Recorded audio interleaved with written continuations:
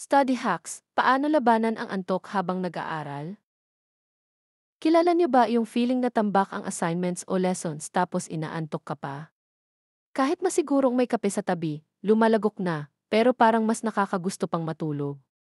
Tara, alamin natin kung bakit nangyayari ito at kung ano ang solusyon. Kapag umiinom ng kape, parang biglang ganado mag-aral, di ba? Pero alam niyo ba na pansamantala lang ito?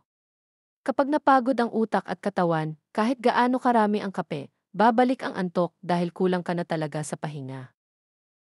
Natutulog ang avatar kahit hawak ang lapis habang may cup ng kape sa tabi. Ilalabas ang graphics tungkol sa caffeine crash. Ang tulog ang nagre-refresh ng ating utak.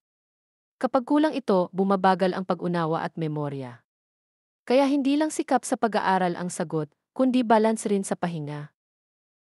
Gumawa ng schedule, maglaan ng oras para sa tulog at aral. Practice focused studying. Unahin ang mahirap na tasks habang fresh pa ang utak. Uminom ng tubig kaysa puro kape para hydrated at alerto ka.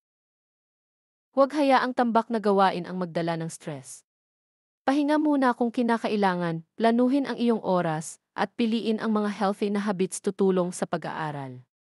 Kung nakatulong ang video na ito, ay share mo para makatulong din sa iba. Study smart, hindi lang puro hard.